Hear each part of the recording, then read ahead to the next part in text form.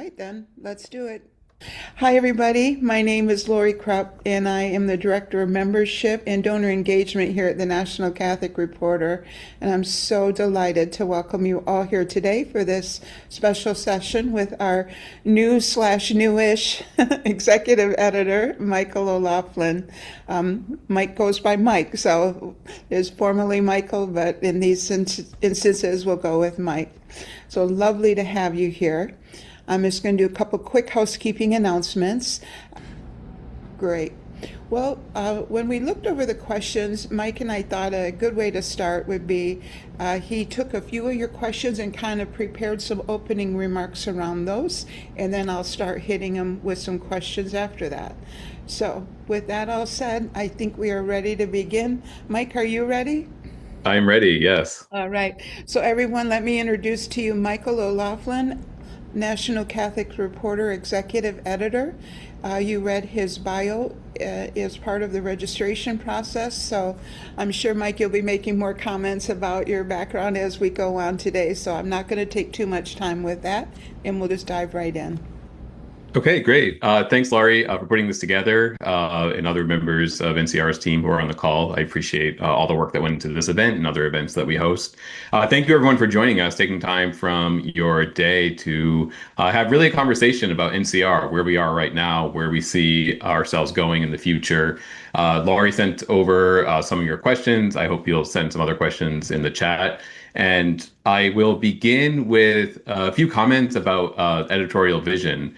This was a column that came out last month, back in April, in the print edition of the paper, and had been online for a little bit before that. And I wanted to explain a little bit about how this editorial vision came into being. So when I began at NCR in January, I had come from 10 years at America Media. It's a publication published by the Jesuits in the United States. I'm sure many folks on this call today are familiar with America. There's a lot of overlap between our readers. I had been the national correspondent there for 7 years, and then I spent a couple of years leading Outreach, the LGBT ministry founded by Father Jim Martin. It was exciting for me when NCR approached me and asked if I'd be interested in joining the team as executive editor for a few reasons. One, to get back to journalism full time. I was happy helping the outreach ministry. We did a lot of good work with LGBT Catholics, their families, but I missed covering the Catholic Church in its totality. So the chance to be back to journalism full time was certainly exciting. At the same time, I have been a reader of NCR for a long time. I've been a journalist covering the church for about 15 years now, and NCR was always one of my go-to places to understand what's happening in the church here in the US and in Rome. So the chance to help shape the future of NCR, to work with this talented team of journalists, was very exciting to me. So I began in January, and I was asked to get to know the NCR community pretty well. So my goal was inspired by Pope Francis in many ways. And I say it was a synodal approach to getting to know the community. So I held many, many listening sessions with the team, with the readership, with members of the board, with some of our donors and benefactors, and asked pretty simple questions that elicited really interesting answers. What do you love about NCR? Why do you keep coming back? What do you think we could do differently? What are the changes we could make as we confront a very quickly evolving media landscape? I collected all those answers, thought about what I was hearing, read the history of NCR, read through editorials from the beginning of the paper, looked at some of our most successful articles over the past couple of years, and created what I called my editorial vision for the paper. So I thought I would go through some of that with you. If you've read the column, you are familiar with what I have in mind, but I sort of have it distilled down to an image that I shared with our board of directors earlier this month. And I was inspired by a quote that comes from the Jesuit priest, Father John Courtney Murray, back in the early 1960s, that NCR actually used as something of its original mission statement. It took an essay by John Courtney Murray, published it in the paper, and distributed it to all the subscribers. It was a text of a talk he gave to Catholic journalists, and this one part of the talk has stuck with me. John Courtney Murray, he said that the goal of the Catholic journalist is to say nothing that is false and to conceal nothing that is true. So that's sort of at the top of my editorial vision for the paper. Again, saying nothing that's false and concealing nothing that is true. That's our responsibility as Catholic journalists.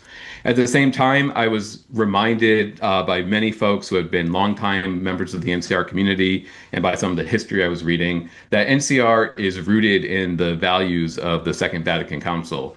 And it was interesting. I studied this in college and grad school. I was a theology student at a small college in New Hampshire called St. Anselm, and then did my grad studies at Yale Divinity School. And I studied Vatican II in both those places.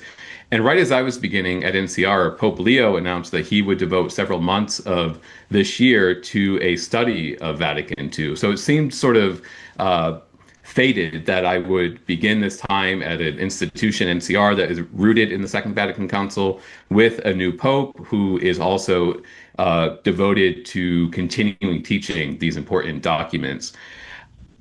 As I was reading up on how Pope Leo was talking about the Vatican Council, a quote stuck out with me that I added to the vision. He said, "In the face of today's challenges, we are called to continue to be vigilant interpreters of the signs of the times, joyful proclaimers of the gospel, courageous witnesses of justice and peace." So that I thought was a nice bookend to John Courtney Murray's exhortation that we conceal nothing that is true. And then we have Pope Leo calling us to be vigilant interpreters of the signs of the times. They both sort of, I think, speak to the role of Catholic journalists. So I broke down our coverage plans into three buckets. The signs of the times, which to me will be the kind of hard news that NCR is known for, the reporting on what's happening in society through a Catholic lens, what's happening in the church, accountability journalism, solutions journalism, really the news that Catholics want to know to help them make sense of the world, to make sense of the church. Of course, NCR is known for its commitment to covering some difficult issues in the church, such as the sexual abuse crisis. And that commitment continues today, that we'll continue to cover some of this challenging news. That's what our reporter's primary job is to cover the news that's happening in the church and in the world. A second category are stories of hope. I discovered through conversations with our readers by looking at our analytics that readers are really responding to stories that offer a sense that there are people out in the world trying to make things better, who refuse to accept things the way they are. And this doesn't mean that we ignore challenges, that we do sort of soft pieces that pretend everything's okay. It's in fact the opposite. One recent example is a group of U.S. cardinals who really stood up to the Trump administration's foreign policy endeavors that were harming people around the world. That is a challenging situation. The U.S.'s place in the world, warfare that many people say is illegal, victims, young children being bombed at a school in Iran. That's a really challenging topic. Yet you have these three church leaders who are going on national television and standing up to the administration, sort of putting themselves in the direct firing line of the White House. And of course, that interview that we covered in the paper led to President Trump's attack on Pope Leo over the several weeks in April. So even though it is a challenging topic, there is some hope there that there are people in the church trying to proclaim the gospel, to preach peace. That's an example of the kind of story that I'm talking about. And then finally, it's probably the smallest bucket, but I think it's important.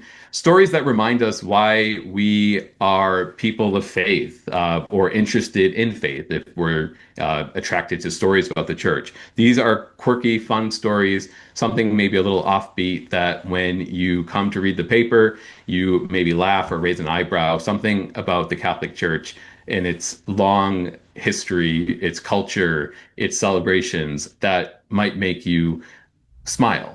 With all the heavy news that we're reporting, this is something that could be fun and different.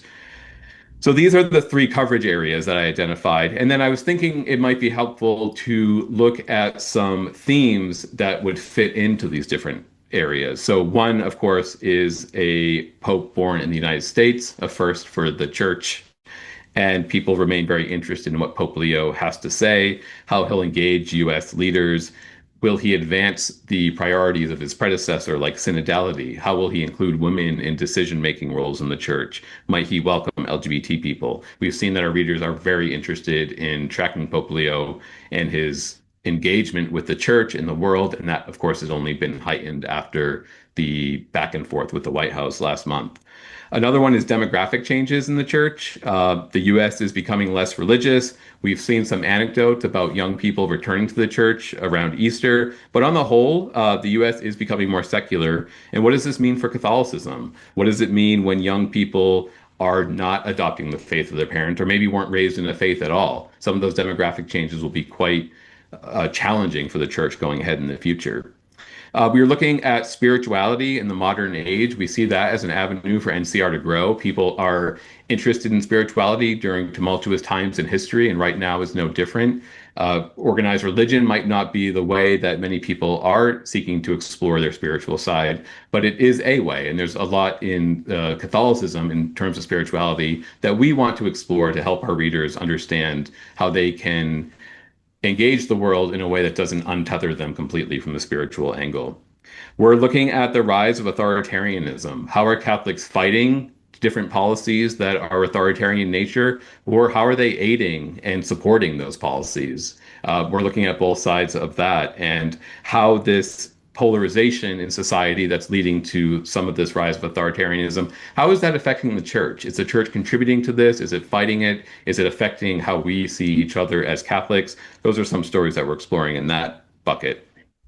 And finally, the fifth sort of coverage area that is especially pertinent this coming weekend are challenges around technology and the use of artificial intelligence. What role can Catholics play in this upcoming era of AI? How will it affect faith, employment, inequality, the environment? These are issues that Pope Leo has been talking about since the beginning of his pontificate. And of course, there's an encyclical coming out on Monday in which he'll dive even more deeply into these questions. So we have been covering this for a while now, and it remains one of our core coverage areas. Real quickly, I wanted to share some good news when it comes to how NCR is doing. We published a story last week. We were delighted that we were included once again on a list of the most read nonprofit news sites in the United States, compiled by an organization called Nieman Labs at Harvard University. We actually shot up to number 7 in March with about 2 million readers coming to our site in 1 month. It was great news for NCR. We've been on this list for a while, over the last year or so. We actually rose up to number 3 during the papal conclave. Lots of people were interested in Catholic news and came to NCR. What was particularly exciting about appearing on this list, number 7 of the most read nonprofit news sites in the United States, was that it came during a month where there wasn't a big Catholic news story. It meant some of our stories were breaking through. We were attracting attention from readers who wanted to know what was happening in the Catholic Church. They wanted to understand how Catholics are playing a role in the public square, and they trust NCR. So it was exciting to appear on that list. It was testament to the hard work our team here at NCR does, the reporters, the editors, people who help promote the content, folks building the community here. That was an exciting moment for us. It was early, but it was an early indication that the editorial vision is working, that this mix of stories is attracting readers and keeping folks engaged. I was able to pull a sort of snapshot from a day last month that had a good mix of these stories in a particularly busy traffic day. Our most read story that day, this is back in April, was about a group of Catholic sisters at a Spanish convent who are helping to save a rare species of giant rabbits. That story broke through and was covered originally by NCR in our sister publication, Global Sisters Report, but then was picked up by Catholic influencers, by People magazine. It was one of the quirky, fun stories that people really responded to. And then, of course, we had some of the harder news. Louisiana deacon who had been excommunicated after reporting a family member had been sexually abused by a priest. We had a deep dive on that story that did very well. We had a couple stories on Pope Leo, including a press conference where he was asked about blessings for same-sex couples. and a story about the Justice Department adopting firing squads the same day that Pope Leo backed the abolition of the death penalty. So it was a good mix of stories that was directly related to the editorial vision of providing readers with a whole range of stories related to the Catholic Church. So, why are readers responding to NCR? Why are they continuing to build up the audience to come to NCR to check for these kinds of stories? What I kept hearing over and over again, and it does seem to be bearing out, is that they value our independence.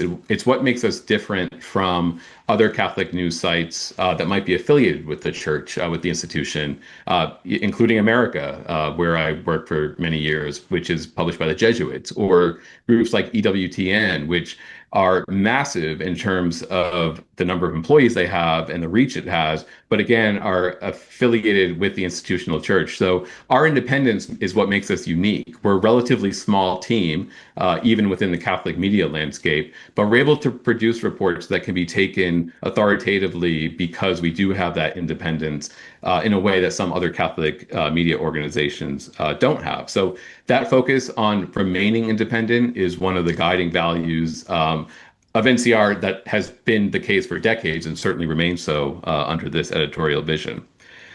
So some of the editorial vision required a change in workflow, which has been exciting to work with the team who's on board to help NCR thrive into the future. We instituted a daily meeting that brings together folks from California through Kansas City to the Northeast where I live, all the way over to Rome, where we meet for 10 minutes each day and plan out our coverage, talk about what's happening in the news, connect with one another, which is a challenge in a hybrid, mostly virtual setup. It's been a great way to get the team all on board with these kinds of stories that we're working on. We now have 7-day-a-week editor coverage. Pope Leo, of course, often makes news on Sundays. We did not have an editor on Sundays. This presented some challenges. We were able to ask the team to step up, and they did. And now we have editors working 7 days a week, which allows us to get the news out more efficiently, more quickly. And we're seeing that pay off in terms of our readership. We made some dispersed editing decisions where it's more of a team effort now to get the stories from the reporter's notebook into a Google Doc and then produced and ready and online and sent out to our readers. It's been exciting to see folks really wanting to work together as a team in a collaborative way to get the news to our readers. We saw this work really well again back in April when Pope Leo and President Trump had their going back and forth about peace and Catholic social teaching. We were able to publish more than 16 stories in a week that included a good mix of breaking news, analysis, commentary that brought our readers every side of that story. We'll see it play out again this coming weekend when Pope Leo releases his first encyclical about AI and the role of the human person in modern society.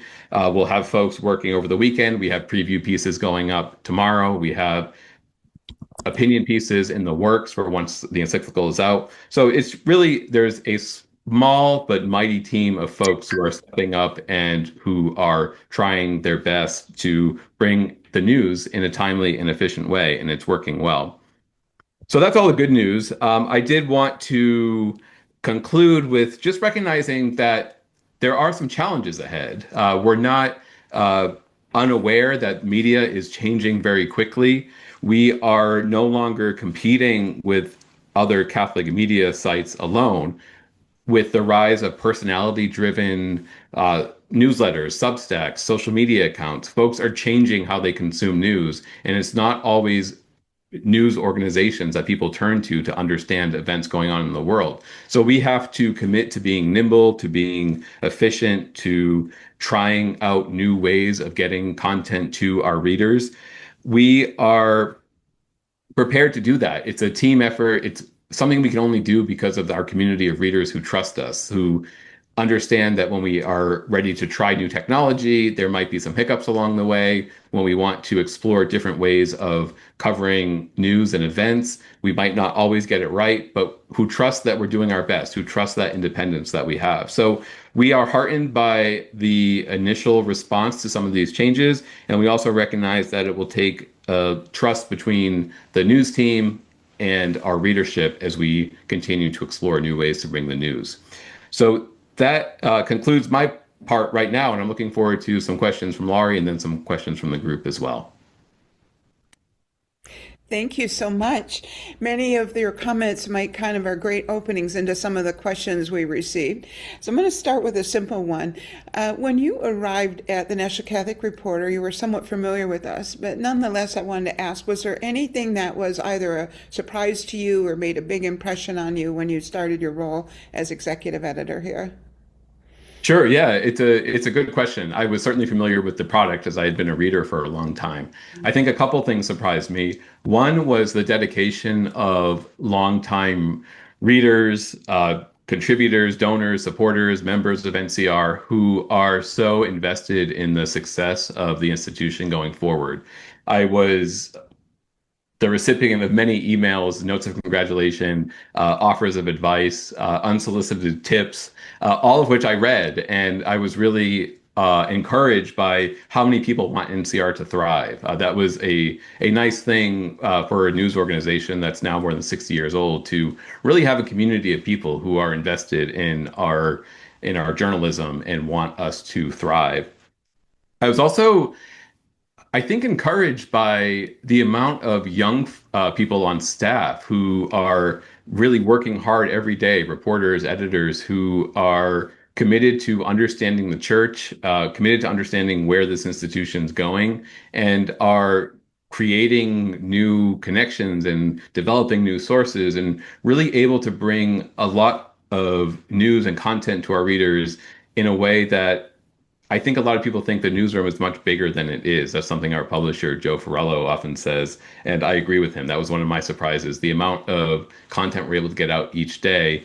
We're really publishing a daily newsletter. That sort of NCR went from a weekly newspaper to a biweekly newspaper. And now it's a daily newsletter. And the amount of effort that goes into getting that out each day, it's not a surprise to me, but to see it play out each day was encouraging. You shared with us a bit of your process for developing your plan. Would you share just maybe one or two of your conversations that you had with folks that had a bigger impact on you or resonated with and stayed with you from some Yeah, of I the think discussion? a couple of conversations, or more than a couple, a handful of conversations, folks told me that NCR is really their only connection to the institutional church at this point, that maybe they had been involved in a parish at one point, but they hadn't been able to find a home in many years. And NCR remains how they engage with their spirituality and with their faith and what an important resource it is for them. So that I think was something that stuck with me because it underscored the importance of what we do. It's so easy to get news delivered on your phone today from a variety of sources, some more legitimate than others. But for folks who see NCR as more than a news outlet, it's a way that they connect with their faith, that they connect to their spirituality. That was an important reminder to me that the work we do every day is deeper than some other places that report on similar topics. What do you make of the growing divide in the Catholic Church in the U.S.? And do you see Pope Leo having an American Pope as any potential for healing that divide? It's an interesting question. I think early on there was an anticipation that Pope Leo might be more open to bridging the divide than Pope Francis, particularly because he seemed more open to what might be called conservative Catholics or Catholics who are more comfortable with traditional liturgy practices. There seemed to be a sense that because Leo seemed more open to those communities, that there might be some potential for healing between the two polarized sides in the church here in the US. I think as time has gone on, whether it's fair or not, I think some conservative Catholics have become less optimistic about that possibility that they have an ally in Pope Leo. I saw some polling recently that, perhaps surprising to folks who aren't as plugged into the church as NCR readers, Pope Leo enjoys a much higher approval rating among Democrats in the US than he does among Republicans now, after that kind of bruising back and forth with the Trump White House. So I'm not sure if Pope Leo will be able to help bridge that divide. He's certainly preaching for reconciliation between the two sides. I think we're seeing in the kinds of bishops that he's appointed so far that he is very much in line with Pope Francis in terms of how he envisions the church.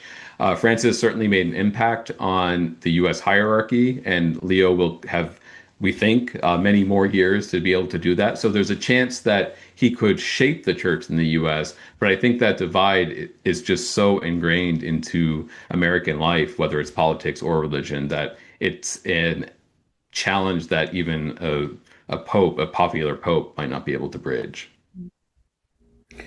Well, we talked about the Pope. Now let's talk about us a little bit. What do you think we can do at NCR? How can we speak to those who support this administration and this, particularly its critiques of what we at NCR would see as kind of the basic tenets as Catholic social justice teaching?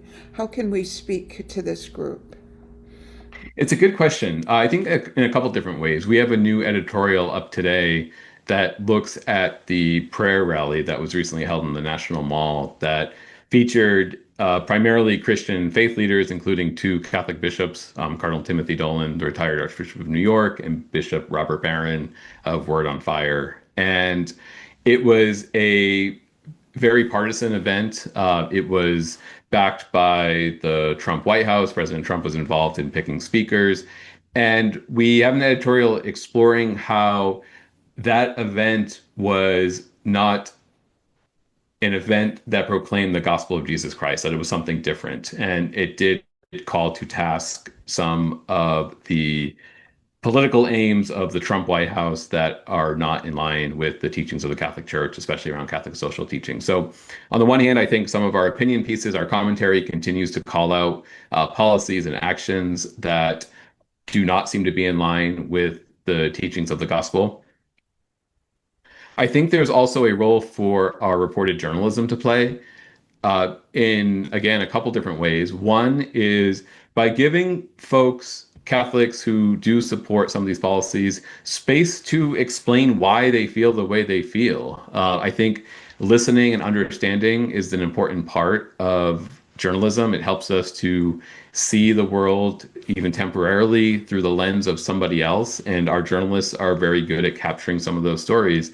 And I think only by seeking to understand where people are coming from can that possibility of reconciliation, some of that polarization we were talking about, be possible. And secondly, to report on how Catholics are either fighting some of these policies or actions or helping them. I mean, we have a Catholic vice president who's very supportive of many of these policies, but we also have Catholic bishops who are some of the loudest antagonists toward them. So I see a need for opinion reporting, for commentary that sort of calls some of these issues out, and also journalism that helps make sense of the reality of what's happening in the country today. Do you have any thoughts about Stephen Colbert's last night tonight and the circumstances that led to his departure? Yeah, I asked on one of our huddle calls the other day if anyone would be staying up late tonight to watch the final episode, because there are confirmed reports that Stephen Colbert's wish for his final guest is Pope Leo. We think it's a very low probability that Leo will be involved, but in case he is, all of our reporters raised their hands that they will be staying up and watching the show tonight. So we'll have a tired team tomorrow, but if Leo is involved in the final episode, we will have some reporting. We actually have a column going up tomorrow from Carol Zimmerman, our news editor, looking at Colbert's legacy and his how he talked about his Catholic faith in a very public way. I think I saw a headline earlier from a religion news service story saying that with the demise of Colbert's show, the United States is losing a prophet. And I think there's something to that. Colbert was able to talk about his faith in a way that was attractive in terms of meaning that he attracted people to faith, I think, in the way that he talked about it, the way it brought him joy, the way that he leaned on it even during very difficult times in his life. So yeah, I think it is disappointing. I suspect, again, though, just the dramatic changes in media landscape, that Colbert will end up somewhere else on some other kind of independent platform, using his voice and his connections to call injustice out, to talk about his faith in interesting ways. So I think it's I'm disappointed because I like Stephen Colbert and I've watched him for years and years, but I'm hoping that he ends up somewhere else where his gifts won't go unused. You mentioned that a lot of our staff is younger. Can you comment on what we're doing to attempt to be attractive to the younger Catholics? Yeah, it's a good question. It's a challenging question. If I had answers to how to do that, I'm sure lots of people would be asking me for help as well because it's a challenge across all media organizations, whether they cover general news or faith or Catholicism. We are lucky in that our online readership, which continues to grow, is a younger readership than many news outlets have. So much of our readers are under the age of 44. People seem to be open to exploring questions of faith, and we're providing the kinds of content that they want. We have young reporters. I mean, we're lucky that we have folks in their 20s, 30s, 40s who really are energized by covering the Catholic Church. So I think they're able to look at issues that are important to young people and explore them through their writing. Uh, we are exploring ways that we can use technology to bring our content to reach young people. I just read an article that for the first time ever, a majority of young people say that they get their news primarily from social media over traditional news sources. That's not a good thing, I don't think, but at least we know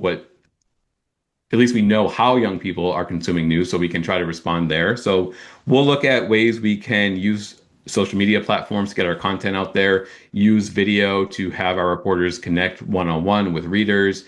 Some of it will be a challenge. NCR is at its core and remains a print publication in the sense of we write stories and we put them out there, but we also recognize that that's not how most people are consuming news these days. So we have to figure out how can we take this information and package it in ways that will get the information to people who want to see it. Maybe this would be a good time to comment on our social media staff and how they take our news out via social media. Yeah, so we have a robust community on Facebook, Instagram, X, Blue Sky, where primarily we want folks to come to our site. So we push our content out, invite folks to come to the site, engage with the columns, analysis, news pieces we publish each day. We also want folks to feel like they're part of a community, and social media is part of that. So we have videos and explainers that go out on Instagram each day. We really do want our content to be dynamic and to reach people where they're consuming news. So it's an ongoing challenge that news organizations face, but we are exploring new products right now that will hopefully allow us to do that with more ease and efficiency in the months to come. Other than our reporters, where do we get our information from that we write about and report on? Sure. I mean, reporters are the primary way that we get story ideas at the huddle each day. We hear what they're working on. They're out developing sources. There's a lot of old school journalism going on, which is exciting. It takes time and effort and resources, but we're lucky that we have a great team who's out there making phone calls, going to events in person, getting to know newsmakers in the church. And then they're bringing their stories to us. We also benefit from, like I said, a robust community at NCR who's sending us ideas, who's sending us pitches.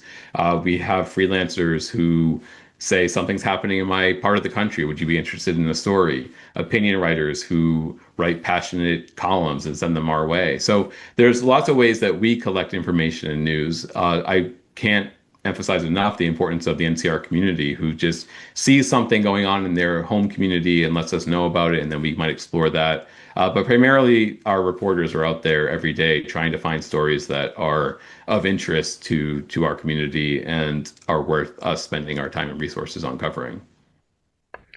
Where do you see the new talent coming from in the upcoming generations of influencers, reporters, newsmakers? Where do you see that talent coming from?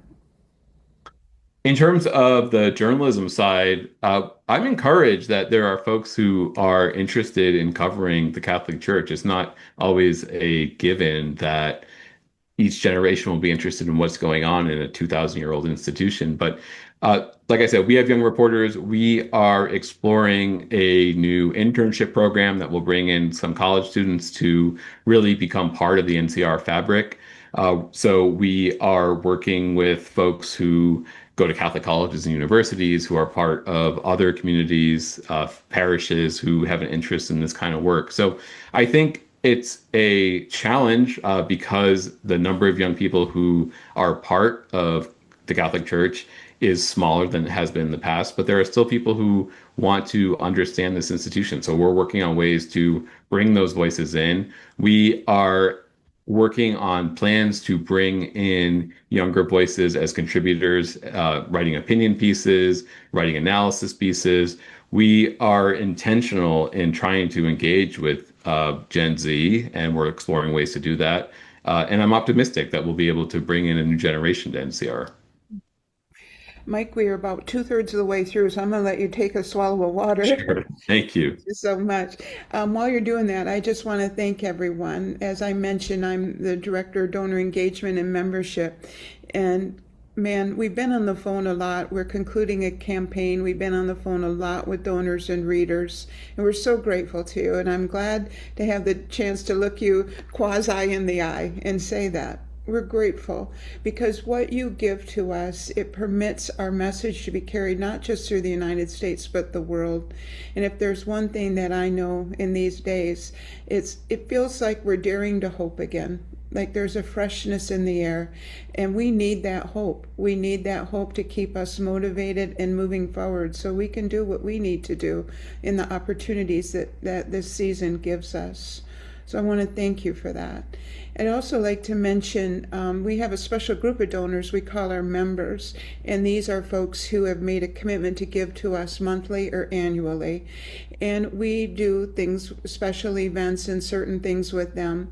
And so when you receive the follow-up information, I'll be sending you a little information about that as well.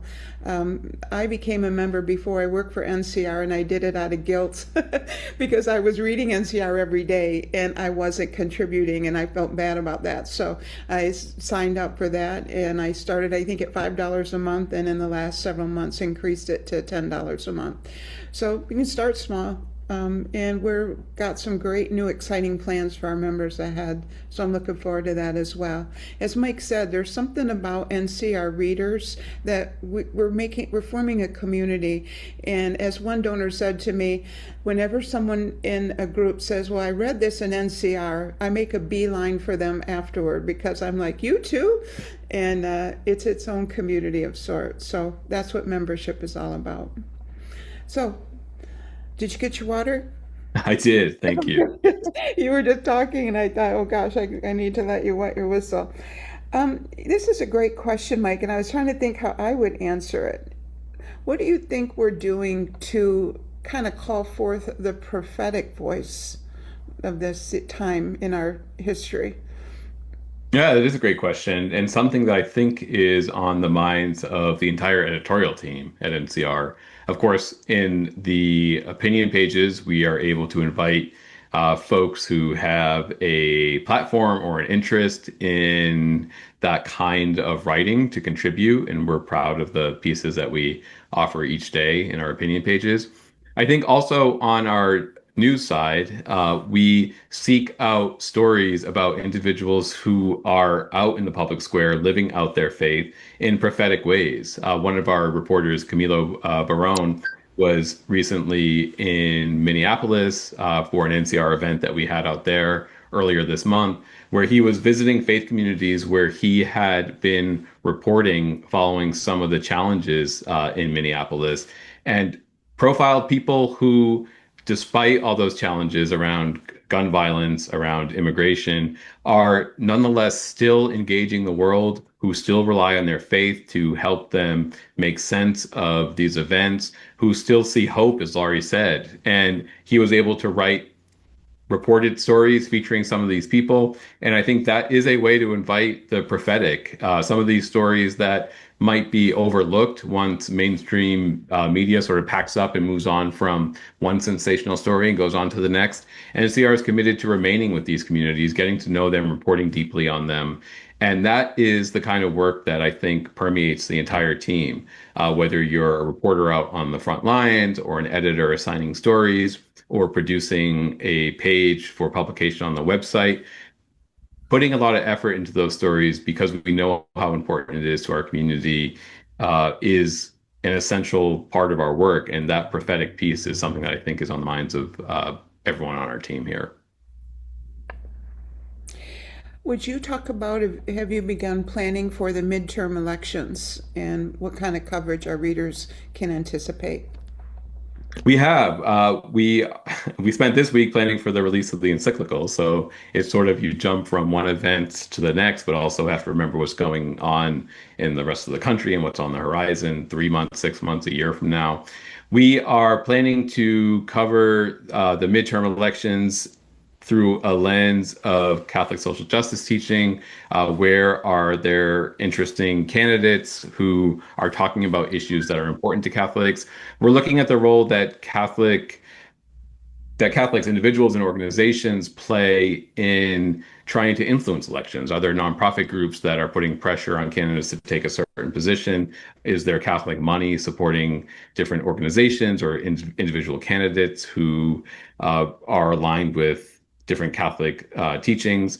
It's an ongoing challenge to, of course, to have enough resources to be able to do this reporting well. But we're starting to narrow down how we'll approach the midterms in a way that will bring a whole range of perspectives into our coverage. So I think over the coming months, over the summer, readers will start to see more and more reporting about the elections, also looking ahead to 2028 as well. So there's lots on the horizon there. As you know, the Pope is reviewing some of the documents of Vatican II on Wednesdays. Do we anticipate kind of covering more of that and maybe even expanding on that and talking about Vatican II and its influence in documents? Yeah, I think it's a great question. One of our columnists, Michael Sean Winters, occasionally engages with some of those presentations from the Pope. I think that the nature of what we cover is a response in many ways to Vatican II, especially the way that laity are involved in the church, the role of women in the church, the way that diverse communities in the church are participating, are being encouraged to participate, or maybe don't have the opportunities to participate in the life of the church. So a lot of the issues that Vatican II brought to light in the life of the church are issues that we continue to cover. So that's one way that Vatican II remains very much a part of our work here. I think that there could be possibilities to engage further. It was sort of a pleasant surprise to me that Leo wanted to uplift these documents in such an explicit way. I think other popes and church leaders have been implicit in wanting to endorse the goals of the council, but Leo has spent considerable time talking about these issues more explicitly. So I think there is an opportunity for NCR to engage in all different ways, maybe through scholarship, through opinion pieces, columnists, commentary, and also some reported pieces. How is this being received? Is it being received out in parishes in the United States? Do you have any speculation on why he is doing this? Like why he's reviewing this, why this, why now?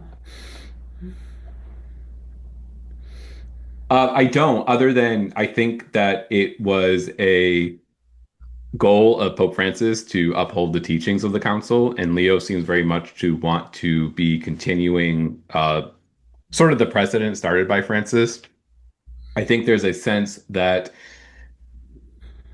in the church, in many places here in the United States and parts of Europe, that there's a rejection of the council by some younger Catholics who maybe weren't taught the importance of the Second Vatican Council, some of the changes haven't been well received. So I think it's a chance for catechesis, I think, in many ways, to help Catholics understand why these documents are so important, why including the laity is important to the life of the church.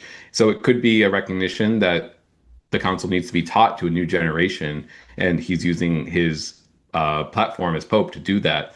I'm not sure if there's more to it than that, but we're certainly interested in hearing from Leo why this is an important part of his pontificate. We have a few practical questions about how we're organized, so I'll kind of make them into one. Maybe you could comment, like a little bit ago, you used the word huddle.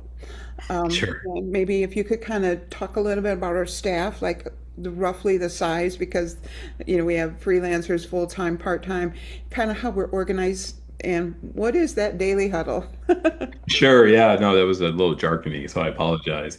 The Daily Huddle is a daily meeting where if we were all in one building together, if we were all in the headquarters, it would be a standing meeting, and that literally people would be standing. You would not sit down. You would not get comfortable because you would want to be at this meeting for about 6 to 8 minutes. So it's very fast.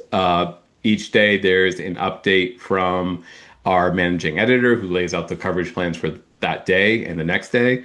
There's an update from one of our US based reporters who gives us a rundown in a minute or less of some of the top stories that are happening in the news that day. We have an opportunity for our writing team to tell us what they're working on that day, when they're planning to file. We let different section editors give an update once a week that's a little bit longer, maybe 90 seconds, about what they're focusing on and what's coming up. We look at a calendar of events and we plan our editorial coverage for the day at those meetings. So it's a really quick meeting. It's pretty standard in the news world to have something like this as an opportunity for folks to check in, see each other, and of course it leads to conversations after the meeting between different teams, editors, writers, to explore more in depth what's happening. Like I said, we're a pretty small team. We have folks based on the business side and the editorial side, from all the way from Southern California, again, Kansas City, where NCR is based. And then we have reporters in New York, Massachusetts, Kansas, and over in Rome as well. So one of NCR's challenges, like many organizations today, is we're very much a hybrid, I would say almost maybe three-quarters virtual office, and finding ways for the team to connect, to be collaborative. That's one of my goals. I've been reaching out to leaders at other organizations who face similar challenges and really creating that sense of team. I think we're fortunate here that there is a strong sense that we're all in this together, but Huddle, this short 6 to 8 minute daily meeting, is one way that we're able to connect, see each other's faces early in the day, and then hopefully leads to some more collaborative processes throughout the weeks and months. One of the things that we'll certainly send in the follow-up, Mike, is how people can get in touch with us, emails and things like that. I want to refer people, if you scroll down to the bottom of our website, there's lots of great information there in what they call our footer at the bottom of the website. But let's say, Mike, one of our readers, something unique is going on in their community. They'd like to let us know. What should they do with that? Yeah, I would say head over to the website, ncronline.org, click on the About Us page, and you'll actually see the emails of the entire editorial team. So if there's a particular writer who you think would be interested in what information you have, feel free to email them.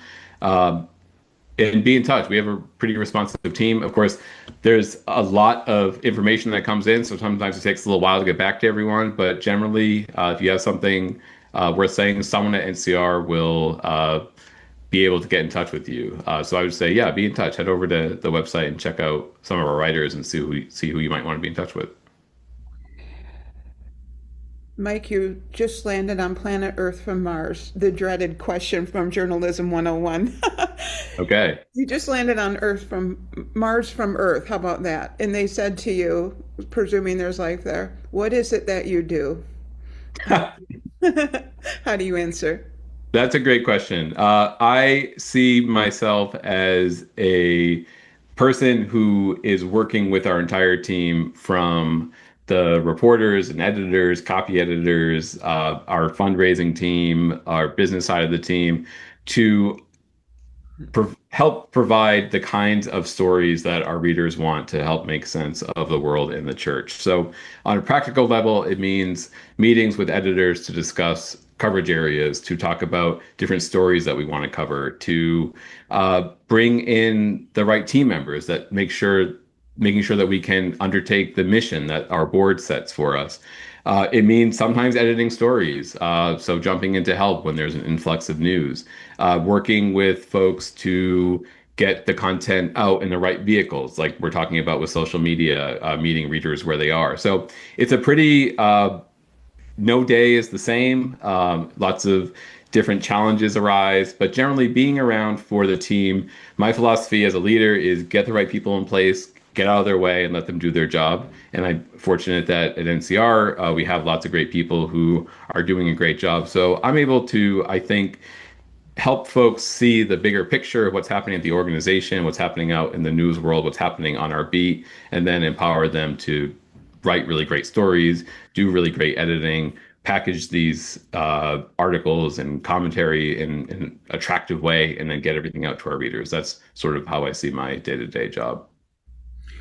Well, our day-to-day job on Monday is going to involve a brand new document. Want to talk about that and how we'll be responding?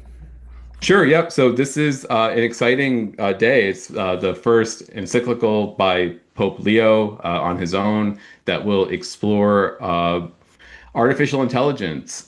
It's something that he's talked about from pretty early on in his pontificate, which I think is a little surprising to some Catholics because it's such, in many ways, new technology, or at least the way that many people are interacting with it. It feels very new. And Pope Leo is the head of a very old institution, yet he is wanting to engage with this technology because he sees it as so disruptive, potentially disruptive to not only the way we do work, the way we interact with one another, but to humanity itself. What does it mean to be human when computers will be able to do so much that was once seen as a primarily human achievement or activity? So that encyclical will come out on Monday.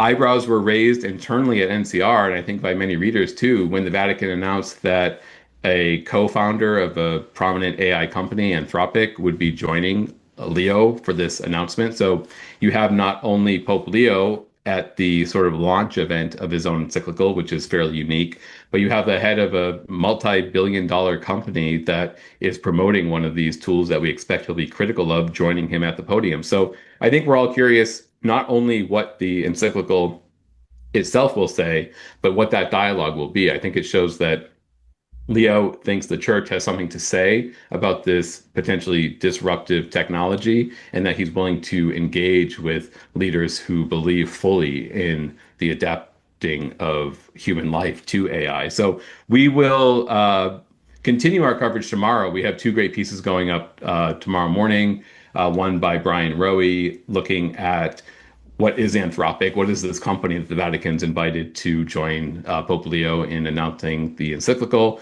and another by Brian Fraga, looking at how Pope Leo the 14th is confronting disruptive technology in AI and how that parallels with Pope Leo the 13th, who confronted some of the challenges that came from industrial capitalism back in the 19th century, and how Leo the 14th might be channeling Leo the 13th in this encyclical. So those will go up tomorrow on Friday, and then Monday, the day of the encyclical's release, is Memorial Day, a holiday weekend, but we have a whole team lined up and ready to go. We will have a story published around 5:30 in the morning, which is when the encyclical will be released in Rome, sort of highlighting some of the main takeaways from the encyclical, and then reaction pieces ready to go throughout the day. So start but tomorrow kind of reading up on some of the background, and then be ready to log on Monday morning at 5:30 a.m. Eastern time for some of the top line takeaways from the encyclical. Justin McClellan,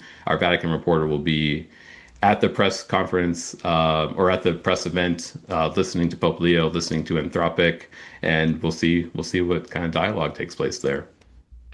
I'm always grateful we have someone there so we get the direct exactly what's happening, not being translated through another source. So it's again, that's something our donors make possible for us. I'm going to make a few announcements, Mike, and then I'm going to ask you for any final comments. So, Sure.